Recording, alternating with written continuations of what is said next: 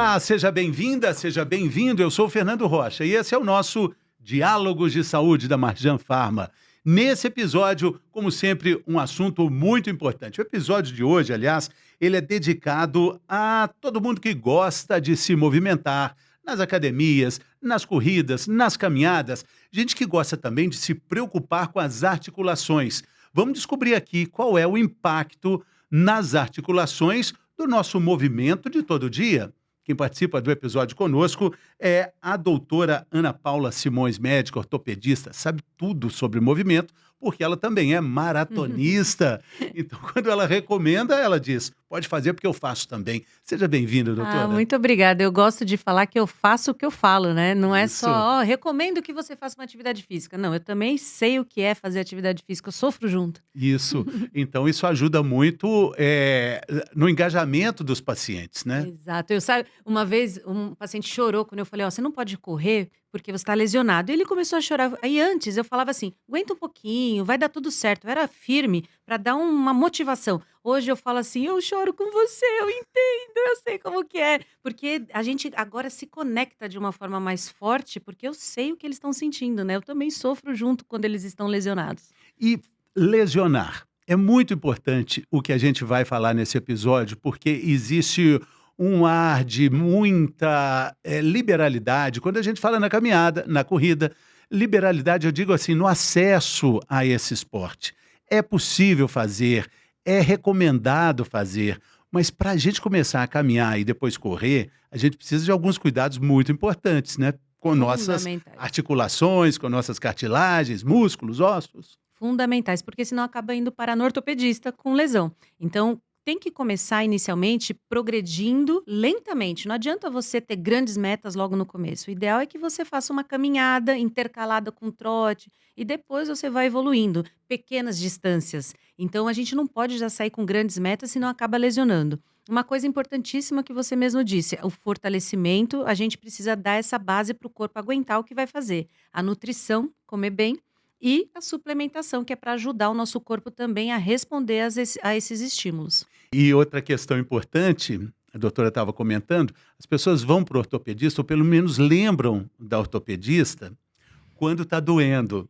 Mas hoje a gente quer te convencer, você que está acompanhando esse episódio, a ter esse cuidado antes da dor, porque isso faz toda a diferença. É a prevenção. Acima de tudo, a gente precisa fazer o check-up. Puxando a sardinha para a medicina, a gente tem que fazer uma avaliação médica pelo menos uma vez por ano para ver se está tudo bem. Então, um dos primeiros princípios é a vitalidade. Então, fazer um check-up cardiológico para ver se o coração aguenta ali suportar aquele estresse, porque senão faz um pico de pressão, faz o coração bater muito forte e de repente pode ter uma arritmia. Então, a gente não quer ninguém tomando susto por aí. Então, check-up para começar uma atividade física e fazer de uma forma lenta e progressiva para não se machucar e parar no ortopedista depois. E quando a gente fala de saúde articular e das idades, dos novembros que vão avançando, a gente fala de qualidades que vão se perdendo, qualidade dessa saúde articular, que vai se perdendo naturalmente com o tempo? Naturalmente. Infelizmente, nós temos os processos degenerativos. A morte celular, ela acontece com todo mundo. Então, a gente nasce, se desenvolve, estabiliza e depois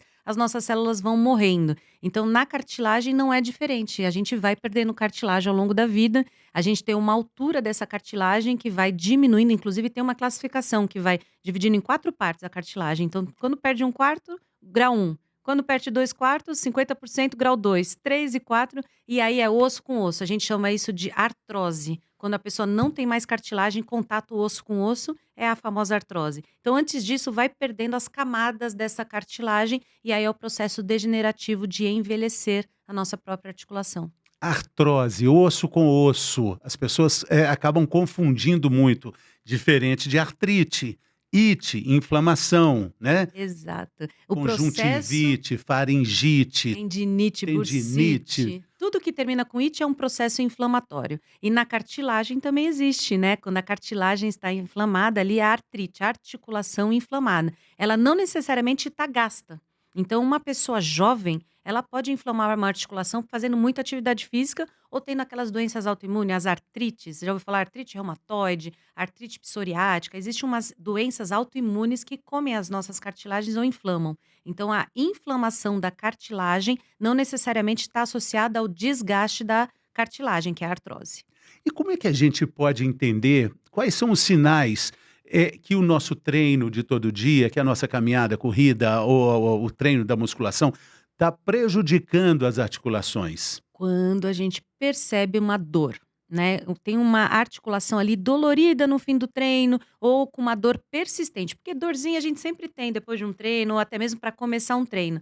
Mas a dor, ela é um dos primeiros sinais que o corpo está tendo um pouco de sobrecarga. Eu queria que a doutora diferenciasse aquela dor que lembra que o dever foi cumprido, Exato. daquela dor que é um sinal de alerta. É uma pergunta-chave. Quando a gente tem uma dor, que a gente chama DOMS, dor muscular tardia, né, que a gente tem ali as 24 até 48 horas, ela é normal por uma liberação de várias substâncias do nosso corpo que foram degradadas depois da atividade física. Então, é normal ter uma dorzinha pós-treino que foi feito ali, de certa forma, de forma correta. Quando você não sai com nenhuma dor, significa que você mais conversou do que fez atividade física. Agora, quando você tem o músculo trabalhando, a articulação trabalhando, ele libera ali algumas citocinas inflamatórias, causando uma dorzinha, que a gente fala uma dor gostosa depois do treino.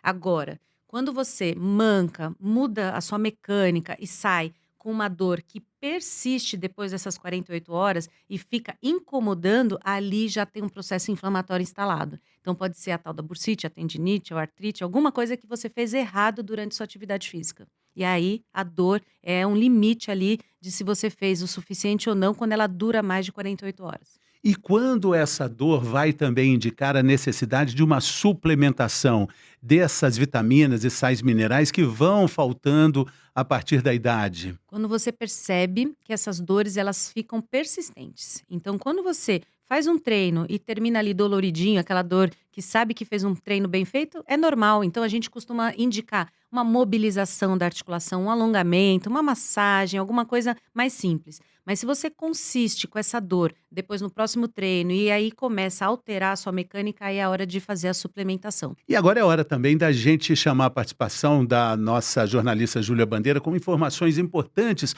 sobre essa questão de desgaste das articulações, enfim, desgastes que são consequência da nossa movimentação.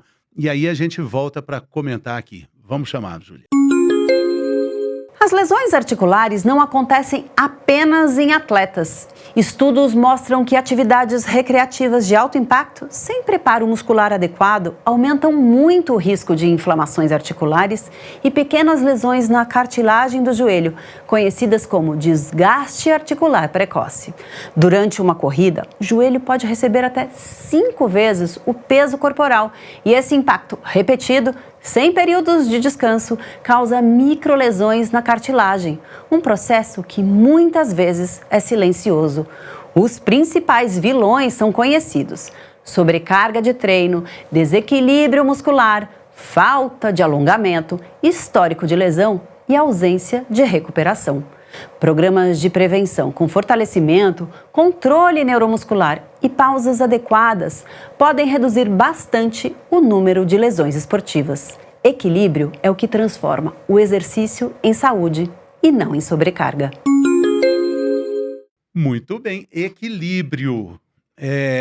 Por isso que a gente precisa de acompanhamento de profissionais adequados, né, doutora? Exato. É onde entra ali o educador físico para falar: agora é o momento da gente poder respirar para cicatrizar o estímulo que acabou de fazer. Então, esse equilíbrio tá, num dia estimula, no outro a gente pode até trocar a região. Então, se um dia você trabalhou membro superior, outro dia membro inferior, ou intercalar de uma forma inteligente. Então, o nosso corpo, ele também precisa recuperar depois de um treino. A gente preza hoje o sono como um treinador também. Se você machuca no treino, depois não dorme o suficiente, o dia seguinte você não consegue entregar ali um treino eficiente, ou até mesmo no seu trabalho não rende. Então a gente precisa desse reparo tecidual durante o nosso descanso. E a informação também com relação aos suplementos necessários, vitaminas. Tem uma lista aqui bacana do colágeno, da glucosamina.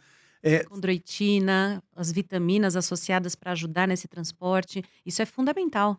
Fundamental exatamente para a cartilagem ser reconstituída através desse sono reparador. Então, o nosso corpo ele usa essa substância para fazer de novo a cartilagem. E sem elas, ele não vai ter substrato para formá-las. Tá. A glucosamina é importante que ela vem do líquido que faz essa lubrificação tão importante dentro da cartilagem, das Exato. articulações. Exato. E junto com isso também água, né? A gente precisa de vários componentes, entre elas a glicosamina, a condroitina e água. Essa fórmula mágica vai fazer o nosso líquido sinovial, junto com colágeno também. Então, quando a gente tem esse líquido dentro das nossas articulações, eu falo que é igual um óleo ali lubrificando as dobradiças. Sem esse óleo, você sente a sua articulação seca e faz um barulho, eu falo que é igual crocância. Fica crac, crac, crac, crac, crac, crac nas suas articulações. Então, eu tenho certeza que alguém de casa botar a mão no joelho e esticar e dobrar, se fizer um barulhinho, significa que o líquido sinovial deve estar menos intenso do que deveria. Faz o teste aí, veja Se tiver como é que fazendo tá. barulho. Dobra o joelho. Se estiver doendo, já é um sinal, já está importantíssimo sinal.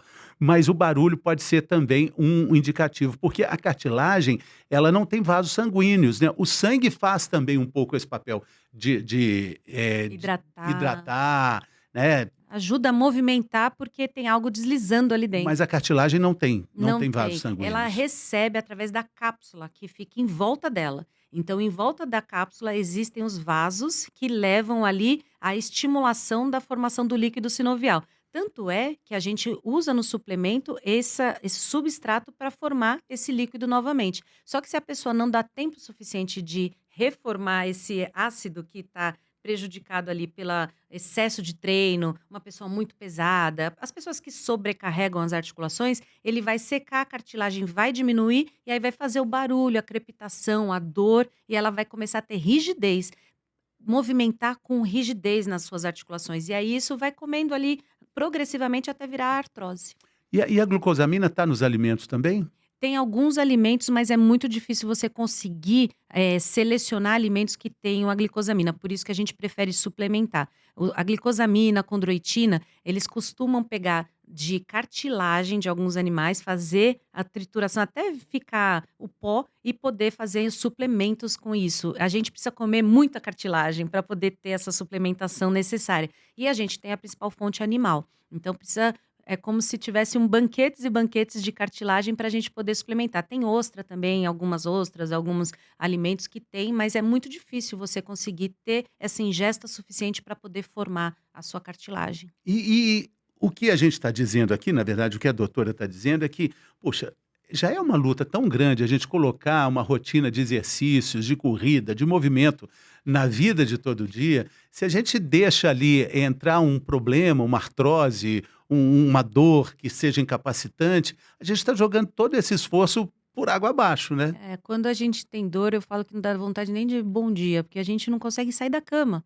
Com os primeiros passos doloridos, a gente não consegue ali ter uma atividade que consiga render se tem a dor. Então, quando a gente acorda disposto, respira e fala assim, eu vou ter um bom dia e começar com atividade física, transforma todo o nosso dia mais prazeroso. Fora a liberação de várias endorfinas que a gente tem no esporte, né? Então, quando a gente consegue ter movimento, eu falo que o nosso dia flui. Então, a gente ativa as nossas endorfinas, a gente libera muita substância no nosso corpo positiva e, inclusive, a atividade física, ela estimula a própria formação de cartilagem também. Sim.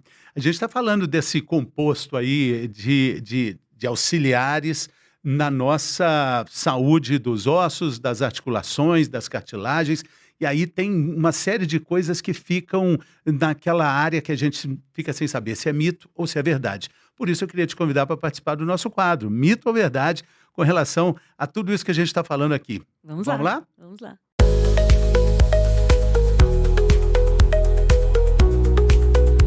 Mitos e verdades com a doutora Ana Paula Simões. Olha só essa aqui, doutora. Todo colágeno é igual e serve apenas para estética.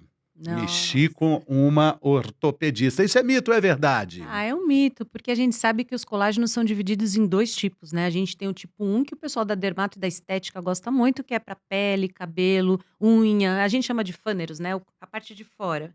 Então, o pessoal usa muito para estética, o colágeno tipo 1. Agora, o 2 é o nosso, do movimento, músculo esquelético. Então, o tipo 2, ele é para tendão, músculo, cartilagem. Então, é para função, para o movimento. Então, eles não são iguais. Ele vai para o intestino, esse colágeno? Ele é absorvido e a gente consegue utilizar através da suplementação, porque é ali que a gente consegue quebrar essas formadores de colágeno e absorver para formar a nossa cartilagem e os nossos tecidos, agora do ponto de vista ortopédico, né? Até tendão, cartilagem, a gente consegue através desse colágeno tipo 2. Porque está tudo integrado. Olha que coisa bonita que é o nosso organismo. Ele vai para o intestino, ele é absorvido lá e de lá acontece a central de distribuição do colágeno que vai ajudar as articulações. Exato, e juntamente com eles tem os antioxidantes que acabam ajudando também. A vitamina E é uma das principais coadjuvantes, então a gente tem essas substâncias, a glicosamina, condroitina, colágeno, que vão ser absorvidos, ajudar na formação, mas tem os carregadores também que transformam tudo isso em energia, né? Eles falam que ajudam e abrem os caminhos para formar a nossa cartilagem. Então, é tudo integrado, tá tudo, Todo mundo né? tem uma função. Todos têm uma função. Vamos ver a outra frase, doutora. A vitamina E ajuda apenas na pele. Olha. Tá na mesma. No mesmo raciocínio que a No gente mesmo disse. raciocínio. É Mito ou muito verdade? utilizado Mito. também como estética, mas na ortopedia acaba sendo mito. Ela não é só para pele. A gente usa também a vitamina E como antioxidante. Então, ele é um adjuvante à nossa formação de cartilagem. Então, também utilizamos vitaminas como a E para ajudar a nossa formação de cartilagem. Então, é um mito. Não é só para pele.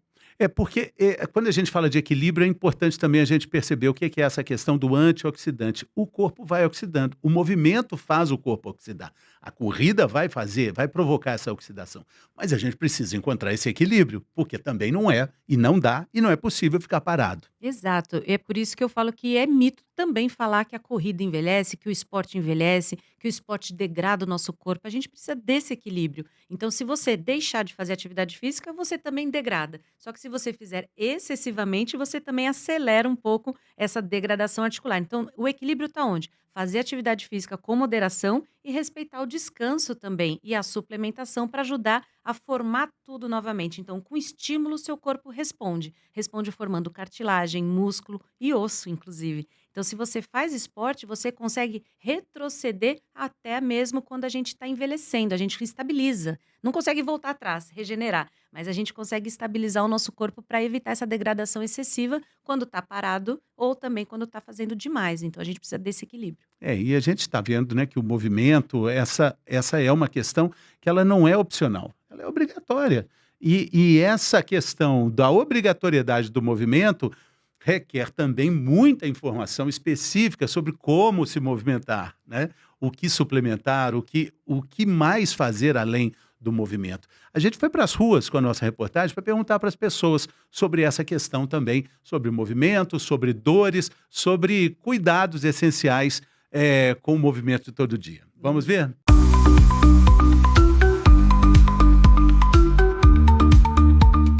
Eu faço balé clássico, voltei adulta quando eu tinha meus 30 e poucos anos e geralmente em saltos, até na ponta, fazendo pirueta, a gente vira o pé, machuca o joelho, coisa de gente mais velha quando faz exercício físico. Uma vez eu fui fazer uma prova de corrida de 10 km, então uma corrida razoavelmente curta, e eu tive microfraturas no joelho esquerdo. A hora que o corpo esfriou, depois da corrida, a perna esticada não dobrava mais, uma dor insuportável.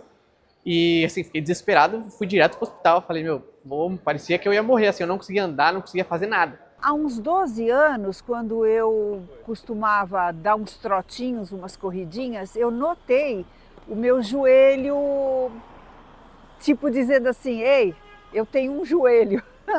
Não era dor e nem era o tempo todo, mas era assim, tem um joelho. O ideal seria fazer o fortalecimento muscular com pilates, com musculação, mas eu não faço não. A gente bota um gelinho, toma um anti-inflamatório e se não melhorar, a gente vai eu vou no ortopedista, mas geralmente com os métodos caseiros resolvem e a gente volta a fazer a atividade que está acostumada. Então, o que eu acabei aprendendo é que a gente tem que sempre conciliar, né, a corrida com fortalecimento, com musculação, que só correr por si só, o gás você consegue correndo mesmo, mas o músculo, o restante do corpo, acaba sentindo se você acabar não compensando com a musculação, com uma academia.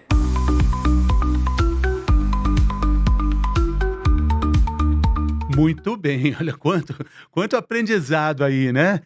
Tivemos aí um mosaico de situações. Vamos começar pelo rapaz. Ele foi correr por correr, tem energia, tem disposição, mas não é bem assim.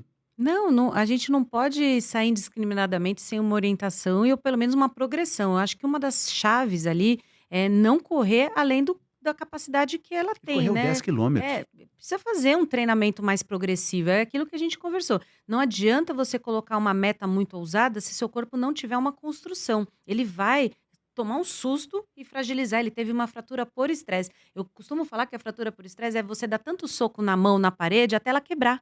O seu corpo faz isso correndo. Você corre batendo o seu pé no chão até ele se fraturar. Então, é a ausência de uma estabilização, ou seja, ele não fez o repouso necessário, não suplementou, não comeu, não fortaleceu, não fez uma progressão desse treino, até ele quebrar. Então, ele falou assim, como homem, né?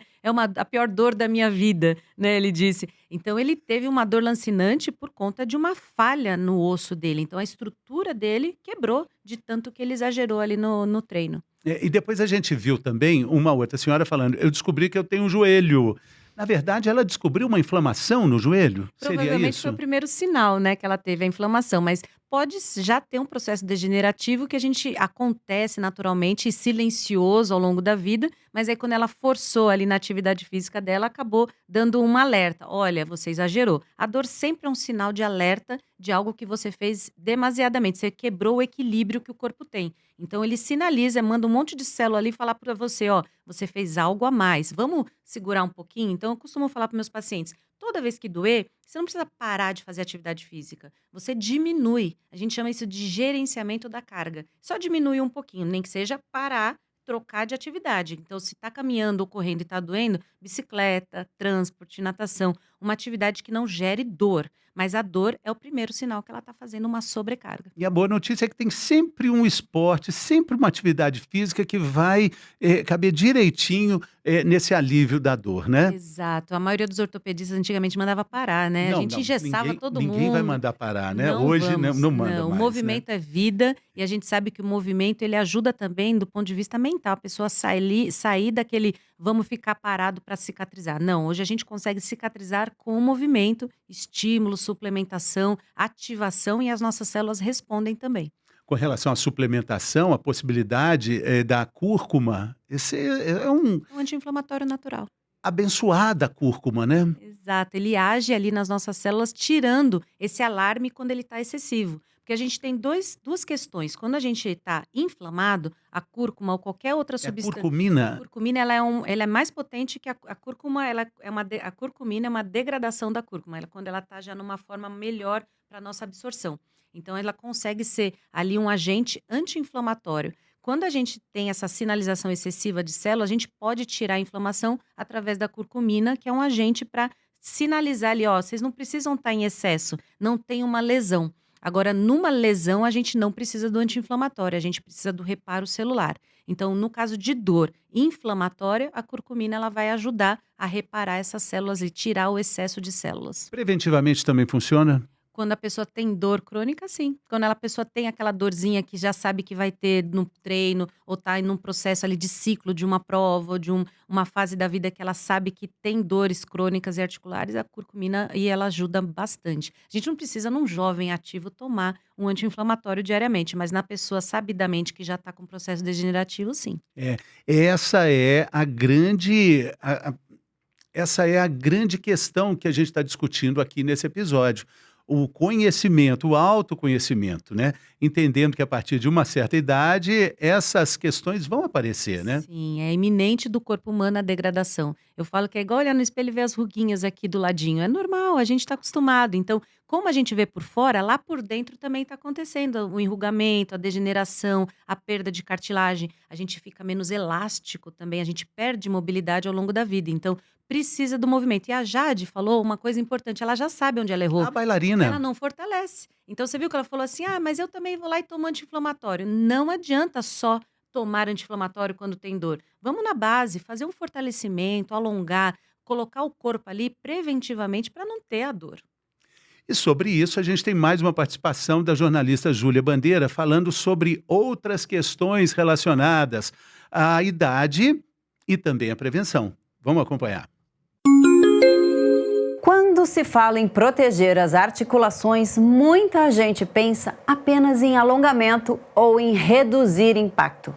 Mas a verdade é que o que mais protege uma articulação é o que está em volta dela, o músculo. Com o passar dos anos, especialmente depois dos 40, o corpo passa por um processo natural chamado sarcopenia, que é a perda progressiva de massa e força muscular. E nas mulheres, essa perda é ainda mais acentuada após a menopausa, por causa da queda dos níveis de estrogênio, um hormônio que também influencia a manutenção do tecido muscular.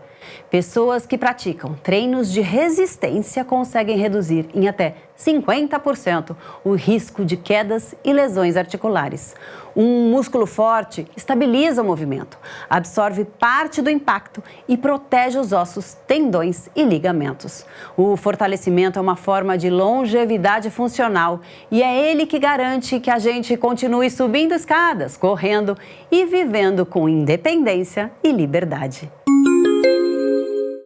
Muito bem. Independência e liberdade. Movimento. Todo mundo quer isso. É Para a vida músculo. toda. Eu falo que músculo é o cofre da sua liberdade do futuro. Então, se você investe em fortalecimento, você vai ter independência. Você vai conseguir levantar da sua cama, da privada sem ajuda. Você imagina, na velhice, uma pessoa não conseguir sair ali do seu estado de inércia de estar sentado. Você precisa de músculo para fazer esse movimento. Então, o músculo é realmente a chave da nossa independência. É o investimento, sabe como que é? Ir lá na academia e fazer um treino de força, ir ali na rua e fazer aquele treino das academias ao ar livre, juntar com um amigo e fazer um funcional. Então, uma coisa também que a gente tem que desmistificar é que, treinamento de força tem que ser musculação. Não, é treinamento de resistência. Qualquer coisa que você coloca ali no seu músculo e faça uma resistência, um elástico, por exemplo, é fortalecimento. O elástico que dá para levar para todo lugar, aquele que vem coloridinho, com graduações a partir das cores, né? Exato, a gente consegue ganhar uma resistência muscular através de qualquer exercício que você faça ali uma progressão. Não adianta só o movimento, você precisa fazer força para ganhar esse músculo um pouco de ação e aí ele consegue se manter ao longo da vida. E esse é o cofrinho que a gente faz lá para a velhice. Então, faça fortalecimento. A gente não usar essa palavra só musculação. E olha que eu gosto também da musculação, mas a gente tem que colocar as pessoas também para outras atividades, porque tem gente que não gosta de ir para academia, de ficar ali no indoor. Então a gente tem que abrir o leque também para as outras atividades físicas que tem por aí, outras modalidades também de fortalecimento. Muita gente que não tem também tempo de ir à academia. Essa é uma realidade, Com né? vergonha, né? Muitas mulheres, muitos homens não gostam de ir na academia, acho que só tem as pessoas gigantes, marombadas, tudo.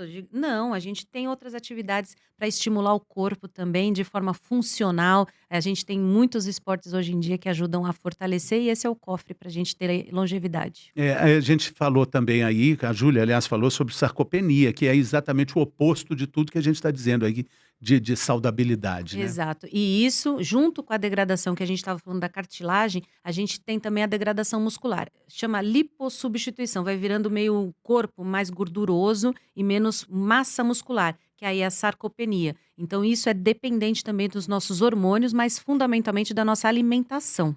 Então, não adianta você só falar, é culpa do hormônio, é culpa da velhice. Também, se você não comer bem ou suplementar, você também não vai ter a formação ou manutenção muscular. Então, sempre tem o equilíbrio dos pratinhos. Fortalecer, se alimentar bem e fazer um estímulo para esse músculo se manter ativo. Interessante. Uma das moças na reportagem de rua fala, depois de uma certa idade isso acontece mesmo. Sim.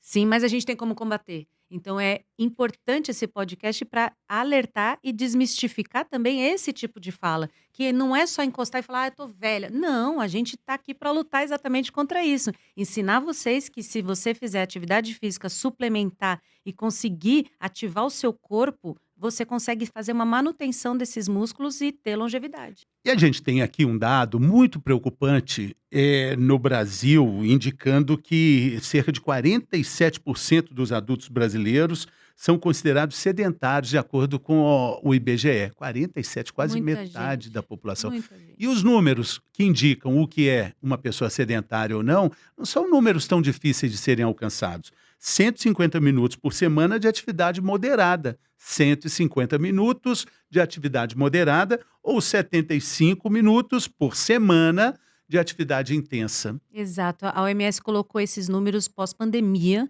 E eles indicam que quando você atinge esses números, você sai da doença sedentarismo. Então, o movimento, ele faz o seu corpo ativar e transforma você numa pessoa ativa. 150 minutos. A gente pode dividir porque é por semana. Então, se você fizer 50 minutos, 50 minutos, 50 minutos, 3 vezes na semana, atingiu a meta. Ou 30, 30, 35 vezes na semana. Meia hora por dia. Do quê? De movimento. Então, aquela coisa, eu não tenho tempo. Poxa, desce do ônibus 2 pontos antes e vai andando meia hora, bateu a meta do dia. Se você tem elevador, sobe metade de escada, não vai, se for muito alto, de uma vez. Metade, depois outra metade. Começa a movimentar mais, levantar para poder fazer a sua comida em vez de ficar pedindo, sabe? Tudo que você fizer com movimento e ativar o seu corpo, você já está saindo do sedentarismo. O movimento é o que vai transformar o seu corpo em atividade. E aí, nessa meta que a gente tem da OMS, exatamente essa ativação, pelo menos por 150 minutos semanais. Com relação à atividade intensa, o que seria de 75 minutos por semana? Quais são as suas dicas? Estão falando com uma maratonista, né? Exato. Quando você aumenta a frequência cardíaca um pouco mais do que desses 50 minutos, acima de 30% do que o seu batimento costuma ter. Então, por exemplo, se eu estou aqui falando com 100 batimentos por minuto, a gente mede aqui em 1 minuto, eu preciso aumentar em 30% a mais para estar numa atividade com mais intensidade. Um exemplo, uma caminhada está nos 150 minutos, então a gente tem que fazer ali um pouco mais para atingir a meta do OMS. Se você fizer 75 mais intenso correndo, sua frequência vai estar mais alta, então você vai queimar mais calorias, você vai ter mais ação no seu corpo. Então você estimula mais o seu corpo, então você pode reduzir um pouco mais esse número de horas rodadas. A bicicleta entra em que categoria? Se você faz ela lenta, na de 150. Se você bota uma música e fica lá queimando, suando, você já pode ir para de 75. Depende da intensidade que você coloca nas coisas. A medida dos passos também por dia ajuda? Ajuda, mas cai no 150, porque sua frequência está baixa. Agora, se você fizer acelerações nesse meio, por isso chama o HIIT, sabe? Aquelas atividades que você faz uns picos de excitabilidade, que você coloca o seu corpo para suar, aí você está colocando o seu batimento mais acelerado. Para contar os passos, né? Tem uma média já estabelecida de quantos passos por dia? Depende da sua métrica que cada um individualiza, mas uma média boa, uns 7.000 passos por dia ali. 7.000. Deixa o reloginho contando ali, mas depende da pessoa, 5, 7, até 10.000 passos por dia. Porque também tem o celular conta, né? Uhum. Assim, mas também não dá para ficar com o celular no bolso o tempo todo, mas existem aqueles aparelhinhos, né, pequenos, né, que podem fazer Medem, isso, né? exato. E a gente tem, através dali, como também calcular nosso gasto calórico. Então, quando a gente tem um gasto, a gente pode comer um pouquinho mais. Então, eu falo assim que às vezes a gente queima mais e faz atividade para ter mais nutrientes também no corpo. Porque conforme a gente envelhece, a nossa taxa de calorias vai caindo também. A gente vai tendo menos necessidade de alimentação. Por isso, entra os suplementos. Então, a gente vai ficando mais velho, comendo menos, deteriorando e fala, da onde eu vou tirar força para ter esse músculo, para ter essa cartilagem? Aí entra os suplementos, porque existe um momento da vida que você comer tudo que você precisa, você engorda, porque entram as calorias. Então, nos suplementos, você não tem essa caloria excessiva. Aí entra essa questão de você saber o que tomar para exatamente prevenir as lesões. Sim, um profissional de saúde adequado vai te dar essas informações, mas o seu corpo também, né, vai indicar. A gente viu nesse episódio, né, que dores continuadas podem ser um indício muito importante de que algo está faltando ali, ou de que algo pode ser necessário para evitar essa dor. Pode ser um aviso de uma inflamação importante. Exato. A inflamação é exatamente quando o seu corpo está sinalizando para você que você está precisando de algo. Seja o fortalecimento, seja a suplementação ou simplesmente porque você exagerou. Você deu um soco muito grande, você se assustou e fez alguma lesão. Então, quando você tem a dor, ela está sinalizando que você precisa de algo. Nem que seja uma suplementação adequada, porque está faltando ali alguma coisa para fazer sua cartilagem. E para você que já está no movimento, já está na corrida, eu não posso terminar esse episódio sem aproveitar a doutora falando sobre uma das grandes especialidades dela, que são os tênis, né? O tênis pode ser também responsável por quilômetros a mais ou a menos na sua corrida de todo dia, né? Sim, hoje em dia a gente usa a especificidade. Quando você for comprar um tênis, vá no setor onde você quer atuar. Então, se você vai jogar futebol, vai no tênis do futebol. Assim, a corrida. Então, procure sempre tênis com um bom sistema de amortecimento e estabilidade, porque os tênis de corrida, eles têm muitas variáveis e muitos subtipos. Então, coloque o tênis que te dê conforto, mas que tenha um sistema que ajude também a te jogar para frente. Uma molinha ali bom, um sistema de amortecimento para ajudar a não sobrecarregar suas articulações. Interessantíssimo ouvir os sinais que o corpo manda, né? Porque o grande especialista na gente é a gente mesmo, né? Exato. Se Então, a gente não ouve esses sinais, acaba lesionando. esses sinais durante o treino, durante a corrida, durante a própria movimentação de todo dia. E aí você vai entender o que é possível e entender também e conhecer um exército enorme que pode atuar em favor do nosso organismo, né? Perfeito. Doutora, muito obrigado, te agradecer enormemente, espero te ver aqui em outros episódios. Muito obrigado, Obrigada, boa adorei. sorte aí nas corridas. Amém. Você também, te vejo lá. Com certeza. Muito obrigado também pela sua companhia. Compartilhe com as pessoas que você gosta, compartilhe esse manancial de boas informações, de informação útil sobre saúde e qualidade de vida. Até o próximo episódio do nosso Diálogos de Saúde da Marjan Pharma.